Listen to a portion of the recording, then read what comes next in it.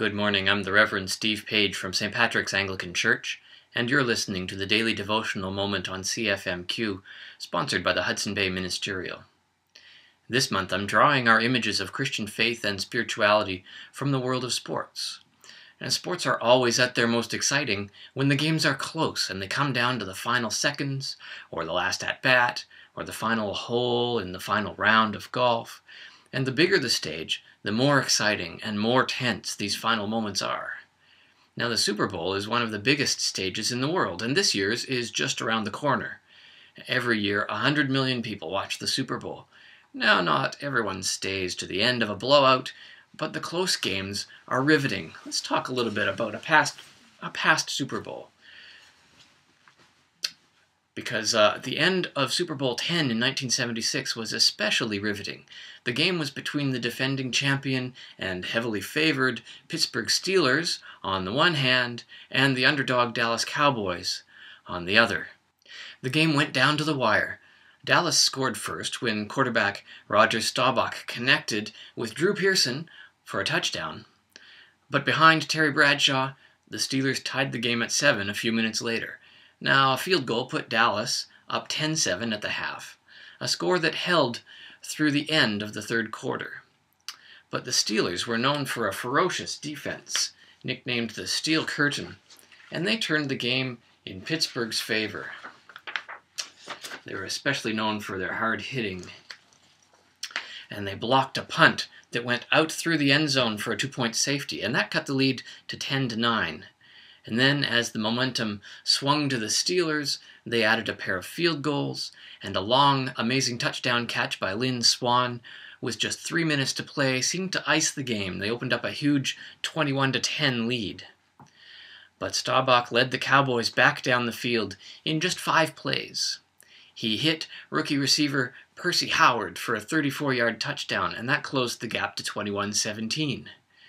It was the first and, in fact, the only catch Percy Howard would ever make in an NFL game. Now, someday I'm sure I'll turn that little bit of trivia into an illustration of some sort, but not today, because the game wasn't over. Now, Dallas tried an onside kick, but failed to recover it. But the Steelers couldn't run out the clock, and so Dallas got the ball back with just 1:22 left, and they had one last chance to pull off this come-from-behind upset. And they moved to the Pittsburgh 38-yard line, but Pittsburgh safety Glenn Edwards intercepted the ball in the end zone as time expired. And Pittsburgh won the Super Bowl, again, back-to-back. Dallas almost pulled off the big comeback, but almost doesn't count for much in the Super Bowl. The cliche says that almost only counts in horseshoes and hand grenades, and almost winning the Super Bowl is not the same as winning the Super Bowl. Now, life, unlike football, is more of a mixed bag when it comes to almost. Sometimes, almost is okay. I almost hit that deer, but thank God it got out of the way. Or almost can give us the encouragement to try again and maybe achieve our goals and dreams next time. But other times, almost is a failure or a disappointment.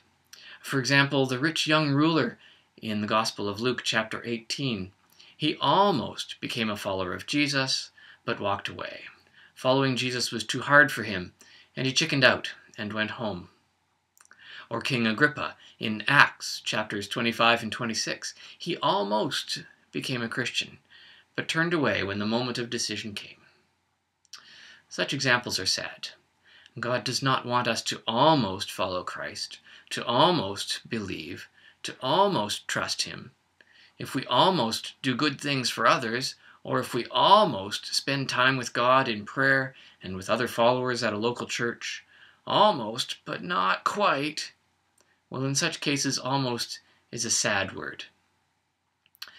My prayer is that you will really and truly seek to follow God with your whole heart and mind and life, that you won't turn away like the rich young ruler or run out of time like the Dallas Cowboys. Come, follow me, Jesus said. No almost about it. For St. Patrick's Church, I'm Steve Page.